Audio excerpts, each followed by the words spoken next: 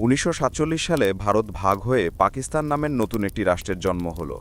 এই পাকিস্তান আবার ছিল দুই ভাগে, একদিকে পশ্চিম পাকিস্তান আর অন্যদিকে পূর্ব পাকিস্তান, অর্থাৎ আজকের বাংলাদেশ। দুই অংশের মধ্যে হাজার মাইলের দূরত্ব, সংস্কৃতিতে, ভাষায়, এমনকি চিন্তাভাবনাও ছিল বিশাল পার্থক্য। তবু একটা দেশ বলা হচ্ছিল যার শাসন পুরোপুরি ছিল পশ্চিম পাকিস্তানের হাতে। পূর্ব পাকিস্তানের জনসংখ্যার প্রায় অর্ধেকেরও বেশি ছিল বাঙালি, যাদের মাতৃভাষা বাংলা। কিন্তু পাকিস্তানের শাসক গোষ্ঠী উর্দুকে রাষ্ট্রভাষা করার চেষ্টা শুরু করে। তারা মনে করত উর্দুই হবে ইসলামী সংস্কৃতির প্রতীক, আর বাংলা তাদের চোখে ছিল অমুসলিম প্রভাবিত ভাষা।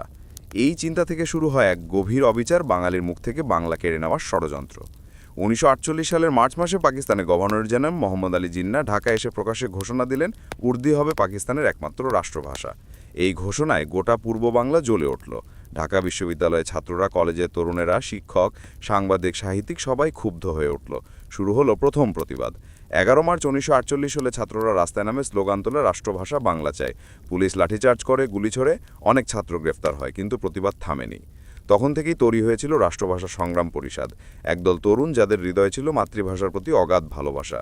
তারা জানতো এই লড়াই শুধু ভাষার নয়, এটি এক জাতির অস্তিত্বের লড়াই। এরপর কিছুদিন নীরবতা এলেও সরকার পিছু হটেনি। ১৯৫২ সালের শুরুতেই পাকিস্তান সরকার আবার ঘোষণা দিল উর্দুই হবে পাকিস্তানের একমাত্র রাষ্ট্রভাষা।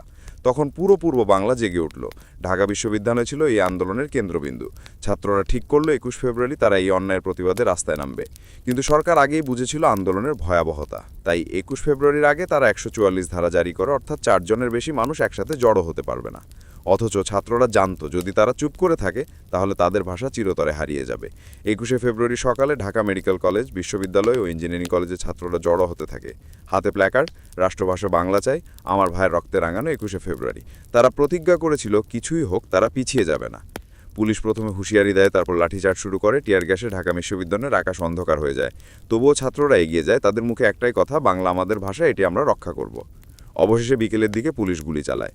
সেই গুলিতে শহীদ হন রফিক, সালাম, বরকত, জব্বার, শফিউন সহ আরও অনেক নিরপরাধ ছাত্র। রাস্তা জুড়ে রক্তে ভেসে যায় মাতৃভাষার দাবির মাটি।